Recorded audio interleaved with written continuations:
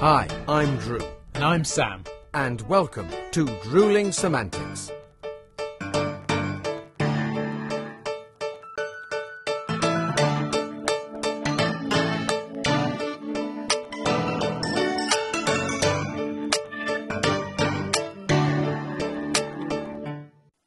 Hello! Yes, for those of you on YouTube, you will have noticed straight away. Those of you listening, we are back for the first time in Season 12. Indeed. At my flat. So, for those of you who have been here before, welcome back. For those who have never visited me at my flat, weird thing to say. Don't know why I've said that. Very strange. It's a bit strange. Doors. Anyway, welcome to my flat. Cheers, everyone. Cheers. And look, Drew's on the beer. I'm on the beer. There we go. There we are. So yes, welcome to the latest episode of Drewling Samantics. As said, for the first time in Season 12, broadcast live. Well, we're not live, we're recording. We're not live. Together, in the flesh, first time together. In person. We could this touch season. each other if we wished. And we probably won't. No. But yes, we are back at my flat. It's the first time this year, obviously, because we're quite early on in the year. It's the first time this season. Yes. Am I right in thinking we didn't come here last season either? We didn't. We were. Season 10 was the end of season 10 was the last time we were here at the flat. That's right. And I think that's got to be 6 months ago. Gosh, yeah. At least, if not At least, because we've had a chunky break for our Christmas and New Year. For Christmas, we had a big break in between season 11 and season 12. Yep. For various reasons, which we've discussed some before. We've got... They know. They know. But yes, so we are here back. We wanted to get together to do... we've got some work we're planning. Not podcast related, which is interesting, but we may discuss that in the near future. We may even reveal it to you in the near future. You never know. The work, that is. Drew's not becoming like one of the dream boys. Or... Nightmare boys, I think is what you want to say. Nightmare.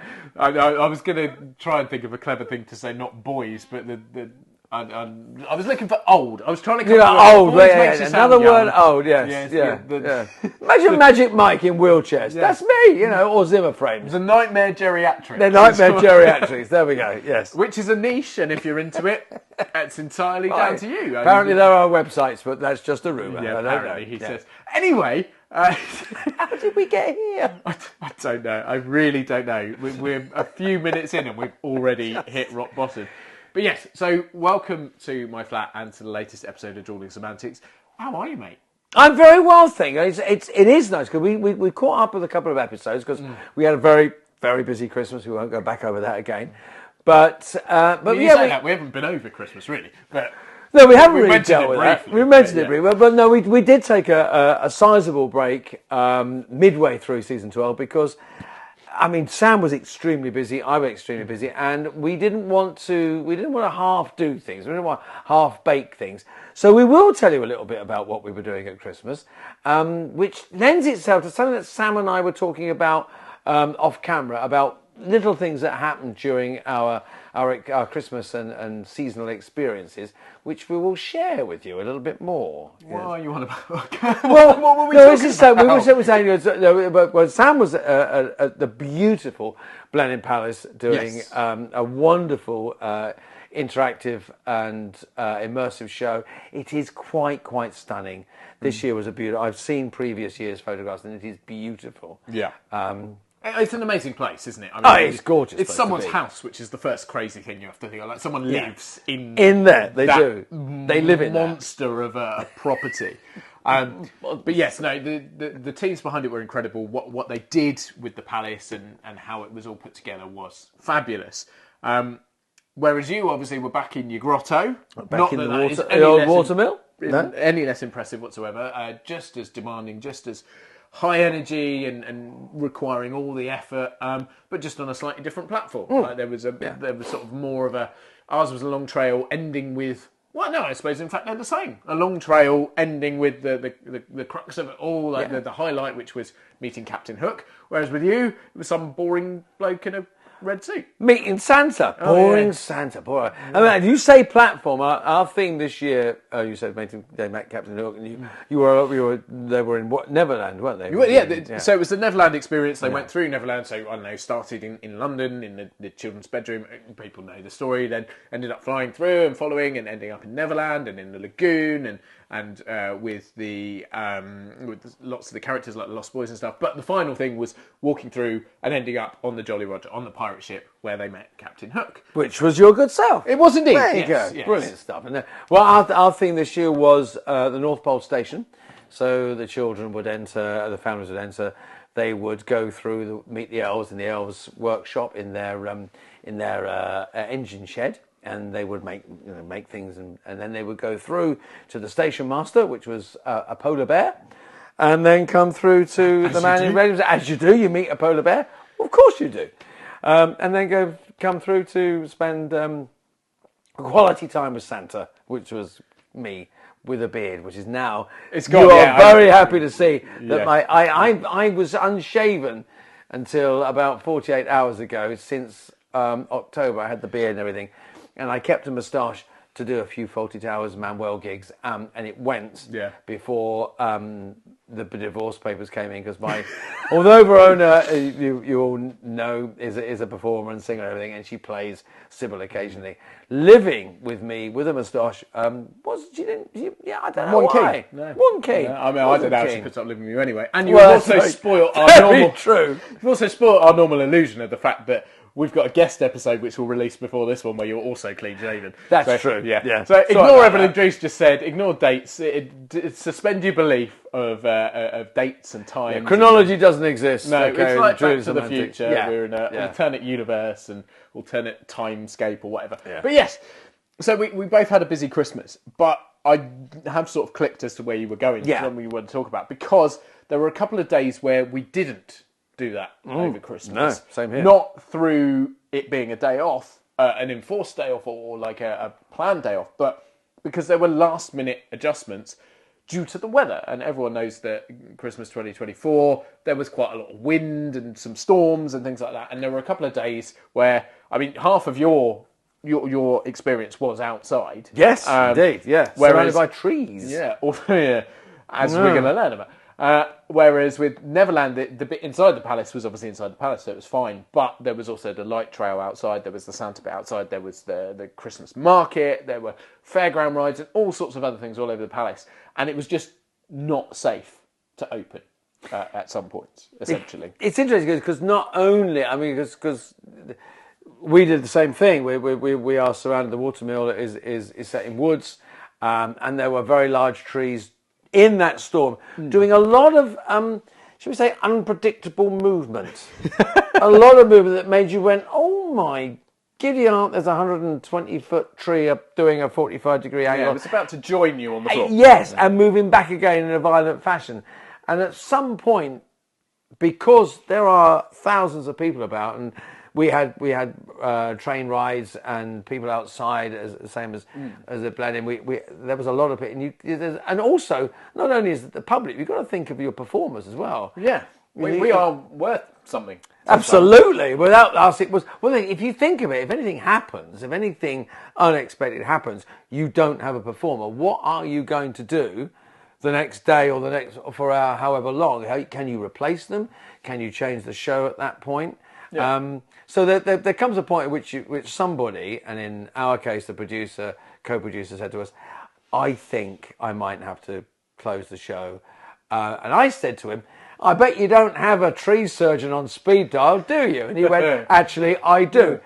He rang said tree surgeon, and we were advised that, given the circumstances, don't risk it. Yeah. But it did then...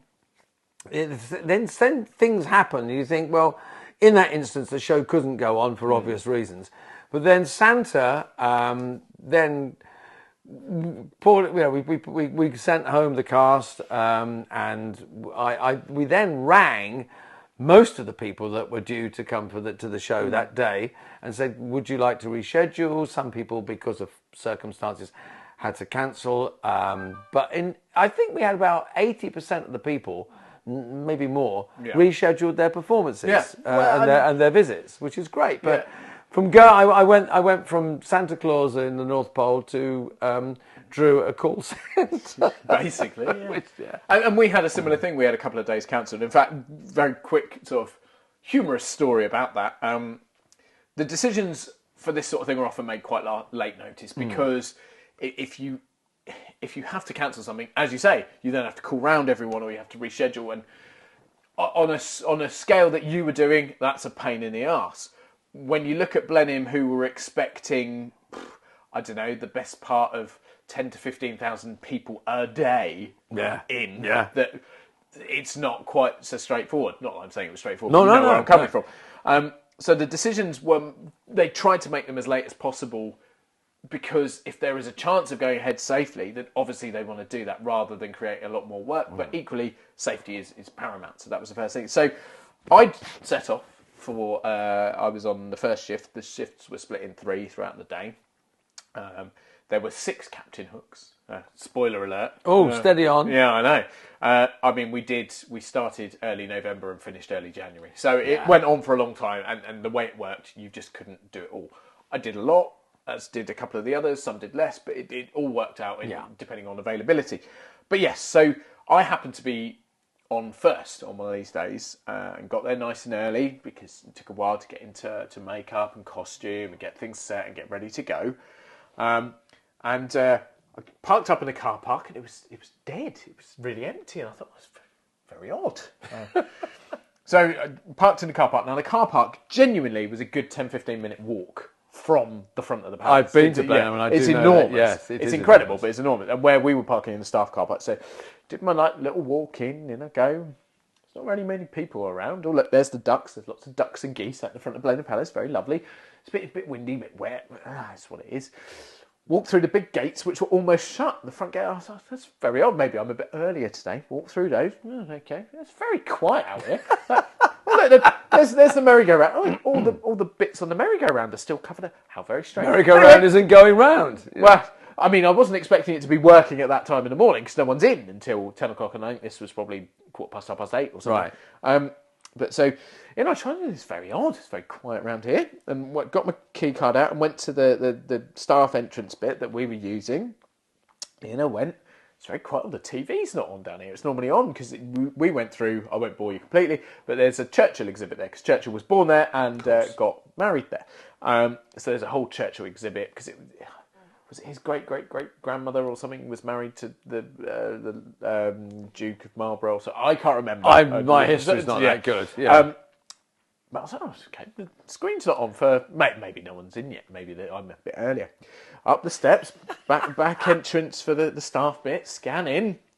And as I walk in, we went past the main room that we're in, because we take a shortcut, obviously, rather than going around the whole trail. And I looked in, and the pirate ship wasn't lit up. Like, there's normally loads of candles and whatever, and then there's a big projection going on. Oh, I'm really early.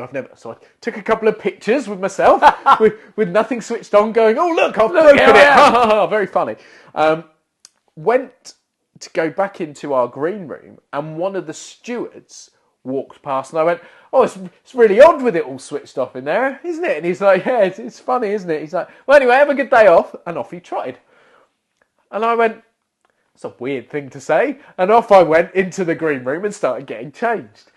It's only because on a whim, I flicked on my phone to look for something and happened to be following Blenheim Palace on Instagram to see that there was a story on Instagram saying, sorry, but today Neverland in the Palace and the Light Garden and blah, blah, blah are all shut. Gulp. Yes. And I was like, oh, that's why there's not very many people around. So I've made a very not funny story, very long and boring probably. But essentially, I then double-checked and I'd been sent a message that I hadn't seen saying, yeah, unfortunately we're shut today. Hope you haven't managed to get in yet. If so, sorry, go on. I've made it, yeah. But they had to close equally for the weather. But the whole reason of talking about that, and the whole reason of talking about you being closed on certain days, was we then had a very boring off-screen discussion about contracts and things like that, and elements in there. And it led to then, and I'm assuming this is where you were going, talking about because we talked before about when the show can't go ahead, what you do in those instances. But what we haven't necessarily discussed, or not as a subject matter, we may have mentioned little incidences, is what happens when things change greatly, or things change last minute, but then still happen. And this is where you had some interesting stories that we were chatting about earlier on, and I've got some bits as well. And so we thought we'd talk about that, because it's... We work in this industry that is very unpredictable anyway. You're often booking jobs last minute because that's the way it works. And a lot of it has to be kept super up to date. So a commercial, something might happen, something might go viral, something might happen in the news. And the first ones to get in there and do a parody or to reference it or to do whatever. I mean, South Park is a great example, isn't it? South Park, somehow the writers are that incredible that something will happen in the world and within 15 minutes they've got a bloody episode about it or reference it. Yeah. Unbelievable. But that is the nature of our business in general. Like when something happens, you want to be the first one to do a biopic on it, or you want to be the first one to do a documentary on it, or the first ones to do a film about it, or whatever. And then, we could adapt that script for theatre. Has it been done before? So it's all about the speed of the change. And quite often, things do change last minute, and you have to be prepared to change things around. And we just take that in our stride, I think. But I'm not sure that's common in so many areas in the same way. It's interesting because we've talked about, and we've had talented guests on. Well, all our guests are uber talented, but we've had people on that are in the in a show, and they are swings, undercovers. We both done swings and undercovers, and you kind of expect if someone's ill or whatever, someone steps in, and the show goes on, and pretty much that's okay. When that happens, and in the West End, in the big West End shows, swings are on, changes of characters happen all the time. Maybe not in the major leads. That's then an announcement will go, tonight, ladies and gentlemen, the part of blah blah will be played by Mr. or Miss whoever, and that's kind of accepted, and and then in all the sort of swings and the minor roles or the company, the ensemble roles, they change. Nobody would ever know, and it just happens all the time. But there are incidents that happen that the whole nature of the show changes. Yeah, that you have to rethink something and go, how do we get around this? And that often happens when it's a smaller company or a tighter company. Sam and I, we do a lot of interactive dinner theatre, and it has happened. It happened to me very recently that a show that was a four-hander suddenly, because an actor was indisposed, was ill, was injured. And a replacement could not be found because we were travelling, we were flying to an overseas venue, and it can't be possible that someone go, I'll drive 3 miles up the motorway and do it. This is rearranging your life for a long weekend and flying abroad. Yeah. And so a four-hander suddenly became a three-hander, which entailed a lot of phone calls. Emailed scripts over, right, you do that bit, I'll do that bit, that will change, blah, blah, blah. The show goes on, and we have it. But in this instance, everyone's lives had to kind of change. I had to not cancel a day's work, but cancel a day and go, okay, I've got to sit down and learn a whole new script. Essentially a whole new script. I mean, I know you've had to do it before. Yeah. And it's not just the show goes on, but it alters everything around, and we do it because we love what we're doing, but also because we know there's in this instance there was 2 paying audiences, and you just can't. But it is totally out of your control. It is sometimes, like say, you put an understudy on, that's within everyone's control. That's all planned. That's someone's ill, switch around the cast, no one knows, and it inconveniences nobody. But in this instance, it was a massive change. To note, an understudy knows that they're likely to go on at some point. And they're prepared. They have learned the script and learnt the moves, and we've both understudied, and normally you have another role as well, and you're understudy, and then you step up and someone steps into your role, etc., etc. So when you're rehearsing that or learning that, you learn multiple bits, and I don't know how you do it, but when I was understudying, I was playing a role. I was understudying another role that I'd played previously, but in a different iteration. So I would go to the rehearsals that were for my character, but also to the rehearsals that were for that character, and I would make notes on what that lead actor was doing, on their positions, etc., etc. So you are prepared for that. But we're also talking about elements where you cannot be prepared. It's not really in the same vein, but I did some corporate work once, some role play. Role play is something that quite a lot of actors do. It's an unusual one because it requires you to be an actor, but without it being entertaining. Is that a fair?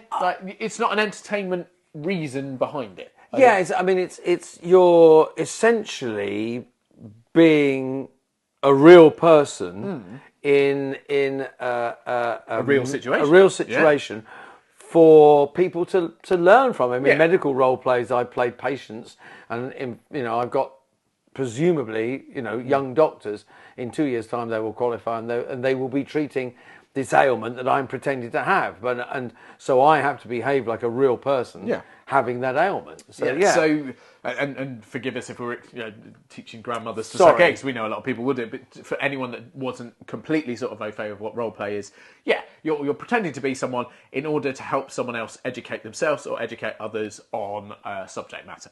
So I was doing some it was military role play, and we'd been sent scripts, but not scripts beforehand, but character bios, essentially. So you learn the background of the person that you are going to be representing, their age, their date of birth, where they're from, their schooling, all these sorts of things, as if you are just taking on a completely new persona and having to live that. And an error had occurred where there were 3 or 4 of us, and 2 of us had been sent the same details to learn. Oh. And as a result, one of the characters that they needed, one of the people they needed to be there, no one had been given the details of said person. So I don't know why I volunteered to do it, but I never volunteer. I did it on the spot. So they were like, right, well, we'll let you have half an hour. You can go on last or however it were. I can't remember. It's a long time ago. But they were like, here's the details. What can you do? And as it turned out, it was all right because I was able to very quickly sort of immerse myself in this person, and I was able to learn enough in that very short space of time to be able to go, right, that's it, fine, go out there. And they wouldn't have known any different. There was also, I'm sure I read about this a long time ago. I say a long time ago. Didn't the writer or like one of the directors of Six go on? Yes. But a guy, wasn't it? It was Yes. a guy who stepped in and played one of the I think it was in a concert style rather than the full immersive musical with all the dance routines. I think it was a concert style, so they were still doing all the songs and sort of all the dialogue and stuff, but it was more stationary with microphones rather than a fully fledged show musical. But yeah, I think one of the producers, I can't remember who it was, but he went on very short notice. Now, yes, he would know it inside out because he's created that show, but certainly not from the individual parts sort of position. So again, a very last minute sort of, can you do this? There's also a story of someone in an audience going on in, was it Wicked? Somebody knew the show, didn't they? And they had been in the show. Maybe it wasn't Wicked. Yeah, I don't think it was Wicked, but I can't remember. But it was just an audience member who I think was training in a theatre school at the time. And someone had gone down ill, and they were like, well, I know the part. I've either done it in training or I know it that well. And yeah, they went, we should have researched this better. There was unforeseen circumstances or whatever, and having to adapt. A friend of mine did a show, and it was in a swimming pool, and they were there, and they mind blown already. We need more details about this. I mean, part of the performance, they were all swimming, which would have been no good for me. But you can't even touch the bottom. Exactly, mate. And don't deep end, shallow end, can't reach it. But a part of the stage was on like floating islands in this big swimming pool.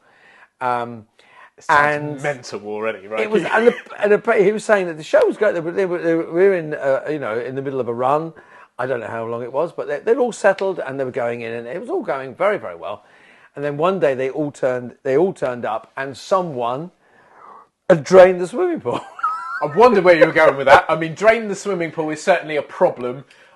It's not where I thought... What I thought you were going to say is eventually they had to drain the swimming pool. We don't need to go any further than that. No, but they had drained it. So the cast, crew, everybody turned up and went, hang on a minute, there's thousands of gallons of water missing here. Yeah. What are we going to do? They did the show as if there was water in the pool. So there was people going, pretend swimming. Really? Yes. They did it. They did it partly because they couldn't afford to cancel the show. No, there is that, yeah. So the floating sort of things, stages, they couldn't move them, so they were just where they were when they drained the pool. So they had musicians sort of sitting there going, this is ridiculous. Lighting and sound was completely affected, and you had actors, going, I'm swimming, and they were trying to do that. Apparently, they couldn't. A lot of them couldn't do it for laughing. I guess a lot of the examples we think of, I mean, there are numerous times doing dinner theatre where it turned up and gone, oh, you're playing that role. I thought I was playing that role. Because we interchange all the time, but it's not quite in the same vein because we know the roles anyway. We've learnt multiples of. It's a little bit like understudying, isn't it? If you're called upon under those circumstances, it's a bit like a swing, isn't it? Yeah, because you're learning multiple tracks. Because it depends what day it is as to what you're doing and where you are. And silly things. I actually did a show the day we were recording this. I did a show this morning, and we turned up expecting an audience of 40 or 50, and it was 100 and something. So it's very simple. You make slight adjustments with your voice and stuff, but these are unexpected changes that don't require cancelling a show or stopping. You just have to go with them. I mean, we've both done open air touring, and weather it can mean anything. You just have to adjust certain things, like if. For example, doing Treasure Island, long-term listeners will know that last summer I toured doing a production at Treasure Island. We had 3 sword fights in it. Can't remember. 2, 3. It doesn't matter. But we were on wooden staging because it was hard wearing and outside. But if it rained that much that it was slippery, what we did was we said, we won't do the sword fights because it's just not safe to be flinging around a dangerous weapon. I mean, it's not safe anyway, which is why you have training, and we went through various lessons with swords and stuff like that. But you cannot fight the weather. Like, you can adjust to it, but you can't go, like that, I'm going for it anyway. It's just not feasible. So there are lots of little adjustments you can make, but those are sort of, they were pre-planned for because we sort of expected it. We're doing outdoor touring, open air in Britain, so... But there are those moments that you just cannot plan, rehearse, and you change things there and then on the spot. I mean, it's a friend of mine did a promenade performance where the audience followed the action through some historic dockyards. I can't remember exactly where it was. But at one point, the audience got lost and they didn't turn up for where he expected it to be. So they had to go. The actors had to go and find the audience, then take the audience back to where they should be, carry on with the show. But then, of course, everything else was getting knocked back. So it's like, do they cut the scenes? Do they carry on with the scenes? What happens? And they hadn't rehearsed for this at all. So they decided, okay, we'll carry on with the scenes and do it as... Which then they had another show later on that day, meant that they had no breaks, they had no time, because the shows ended up being back to back. Yeah. You can't apologise to an audience, you just have to carry it on. Well, yeah, you just have to get on with it. Was just like, there's no choice in that. But he said, then things weren't reset, nothing was put back in the right place, but you just carry on. And they rejigged the shape of the show to make it fit, and you don't rehearse for that thing. You just have to, you have to make it up. It's intriguing, isn't it? Because it sort of brings me on to thinking about mistakes in shows. And I don't mean people getting lines wrong or I don't know, people using wrong names or coming on slightly late or whatever. Things that are completely unavoidable. A tech issue. So you as performers are on a stage and you're waiting for a sound cue and it never comes. There are a couple of options. You carry on as if said thing that was supposed to happen has happened, or said thing that has happened hasn't happened, depending on which way you want it. So you sort of gloss over the fact and I guess at that point you hope that the audience just go along with you. So I don't know, let's say you're on stage waiting for a doorbell. It doesn't go, you go, oh, there's the doorbell. The audience haven't heard it. It has happened. It has happened, yeah. It has happened in rap, I tell you. At that point, if you're going to gloss over it and just carry on, then you're hoping that the audience go, well, I didn't hear it, but he did, and it's not. Or you steer into that skid, depending on, I mean, if it's a tragedy and it's a very sad scene, then you don't do it. But you can also make something of it. And doing as much immersive theatre as we do, and stuff that involves a lot of improvisation, those are the gems that the audience really want. I mean, we both do a lot of panto as well. And everyone knows, spoiler alert, that a lot of the gags in panto are written in deliberately, the mistakes and stuff. We know that. But people expect them and want them. But you do still get silly things. So, for example, Callum Donnelly, friend of the show, recently become a dad. Congratulations, mate. Well, it was last year, but fairly recently. He's a very good friend of the podcast, very good friend of mine, and I went to see him in panto, not last year, the year before, and one of their gags was he tripped over at some point and pulled down the curtain, the big curtain, and it revealed stage crew working behind, building the next bit of set or something, or actors having a conversation or whatever. Sad to say, it was absolutely planned in. It's a very clever gadget that makes the curtain release and when he fell. But he had numerous people, and there were numerous reviews that say, oh my God, it was so brilliant when he accidentally pulled the curtain down. And it wasn't an accident, it was absolutely planned in. But lots of people that went to see that show thought it was real and went along with it and were like, oh my God, it was brilliant, it was my favourite bit. I remember, and I don't know if he's listening, but if you are out there, hi, Unc. My uncle came up to me one day after a panto show, and he said it was brilliant, but my favourite bit was when the comic got your name wrong. And I said, yeah, you wouldn't believe it, Unc. He gets it wrong every show. Every single night, yeah. He was like, oh, yeah. But he had no idea. And those are obviously written in and they're put in there because the audience love them. So when they happen non-deliberately, I almost find a lot of the time it's a shame to gloss over them. Yeah. But within reason. You have to judge it on the show you're doing and the scenario and whatever. But there have been numerous times. Were you with me when we did a show and there was a fire alarm and we had to go out in a fire alarm in character? And there are always going to be things that go wrong on the spot that you have to deal with. But fairly often they're little things that you can pick up a gag on, whereas obviously what we're mainly looking at is sometimes where things drastically change. You can't, the things you just cannot, I mean, there are numerous stories of shows turning up at venues and their set hasn't turned up. Or you get to a venue, I mean, again, touring shows, acquaintance of mine was in a show, they're going up the venue and go, we can't use the venue, so you're just going to be outside. What? So you're outside, and there's no provision for this. So you're outside trying to do a show in an evening. There's no lights. So, you get to 8 o'clock. You said it's pitch black. No one can see anything. We couldn't see the audience. They couldn't see us. And we're just shouting into the dark.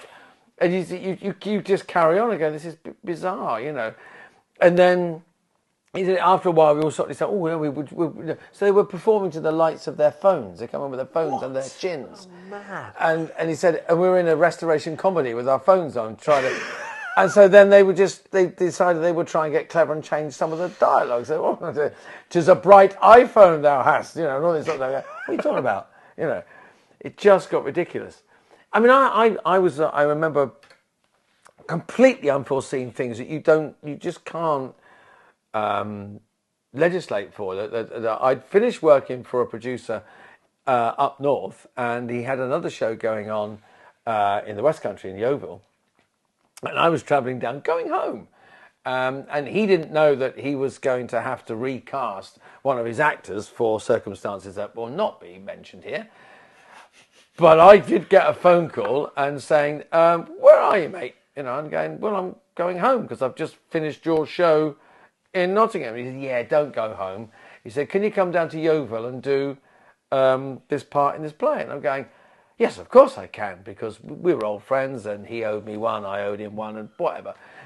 But I'd never done this show, and I had no idea of what to do. But also I had another job to go to, and I'm going, yeah, but I can only do it for 2 days. He went, yeah, just come and do those shows for 2 days. So I went down there and I went on reading from my briefcase, because I had my briefcase, hid the script and sort of carried my briefcase around like this. Looked ridiculous, but we got through it. But then, in that time, he had to get another actor from somewhere, rehearse them in, because I had to be somewhere else in 48 hours' time. And I'm ringing the film company going, yeah, I can't be there for a fitting because I'm actually doing... Everyone's lives had to change in 3 productions to facilitate getting on with it, and you can't legislate that. You can't rehearse that. It just happens. There are things that go on that, and I do think that's another thing that makes our industry quite unique. I'm not saying it doesn't happen at all elsewhere, but I would almost say that. And don't quote me on this anymore, but you expect it in our industry. It depends on the platform. I mean, if you're doing a commercial, then it's a bit different, because this is what's going to happen and it's preset and then this and this. But quite often in theatre, we can't do this. This has happened. This has come up last minute. Just do that. And you're like, oh, okay. And you're sort of expected to accept that as well. It's interesting because it's like, why do we do that? I mean, because we have X number of people that have paid money to see, us do it, and you carry on, and the show must go on. And you go, well, why? Why must the show go on? Why are we putting ourselves through this? Because we love it. Because we love it. But also, someone will go, because we're going to have to give thousands of pounds worth of money back to the people. Yeah, there is we can't reschedule them, and it's like I say at Christmas when we had to cancel the show. Suddenly I became a call centre, ringing people up going, we're going to reschedule your show. Would you like to come again? It's funny, because you normally play the villain at Christmas. This year you were big Santa. I was benign and wonderful, yes. Yeah, you still ended up as the bloody villain. No, you can't come. Sorry. Bless their hearts. We still had people turning up, in the pouring rain and high winds. Going, my children I turned up to work and it was bloody shut. But yes, I guess what we're saying is it's certainly more the live element. Yes, that side of the industry is completely unpredictable. And we love it. I genuinely wouldn't have it anyway. I love the fact that everything is different. And that's why we do the immersive stuff we do, and the improv stuff that we do, and the kind of real up-close things, because it's never the same twice. Could I just say there was one incident when I was a kid, and I did a little bit of acting when I was a child. And it was in a TV series, and we were all playing extras. And one day... He's lying already. TV didn't exist when he was a child. Yeah. There was one day we were playing an English army running up the hill attacking a French army, and the next day we filmed and we had to change uniforms and run down the hill playing we actually fought ourselves over 3 days. It's genius. It was brilliant, wasn't it? It was actually, and I was playing a drummer boy, can't drum, so I just did that, and they added a soundtrack on. But the wonderful thing was that we all ran up the hill as Englishmen, shouting all these terrible things to the French, and running back down. Not one of us could speak any French. So you had these French soldiers running down going, ah! They were the worst speaking French army. So they had to dub over a track of French because none of us could speak any French. None of us could, there was about 40, 50 extras. Anybody speak French? None of us. No one spoke any French. Couldn't shout anything in French. So this is a completely different side of what we're talking about. So everything else we've talked about is where we've turned up expecting one thing and last minute they've gone, actually sorry, or oh my God, we can't. There. What you're talking about there is a film company who didn't think about the fact that they were using lots of English non-French speakers to play people that had to speak French. And they only realised that last minute when they kind of went, speak French! No, we can't. Should we have got people that can speak French? Yeah. But they didn't know. The wonderful thing was that they hadn't thought about it, and they hadn't even asked us. And we had no idea that we were going to be necessarily asked to speak French. It was one moment where everyone going, yeah, we didn't think of that, did we? Nobody thought of it. Nope. They were just like, what are we going to do? Just run down the hill, shout something, and we'll dub something over the top. It will be fine. If in doubt, we'll do it in post. Yeah, you'll hear that phrase. Yeah, post-production, we'll do it in post. Yeah, I think it's quite a nice way to end. It is actually. It's lovely. Yes. So yes, thank you so much for joining us. We hope you've enjoyed us talking about the unpredictability of what we do. Almost as unpredictable as this podcast when it comes to taking breaks and where we're going to be and what we're chatting about. Don't worry, next week, far more planned and organised. We've got a wonderful guest joining us. Sanity restored with the guest. Yeah, we won't be back here. We'll be back where we normally are on Zoom. But please come and join us anyway. If you're listening in, you've missed seeing our beautiful faces in my flat. If you're watching on YouTube, we apologise that you've had to look at our faces in my flat. Sorry. But from me and him, thanks very much. We'll see you next time. Take care, everyone. Cheers, mate. Cheers, mate.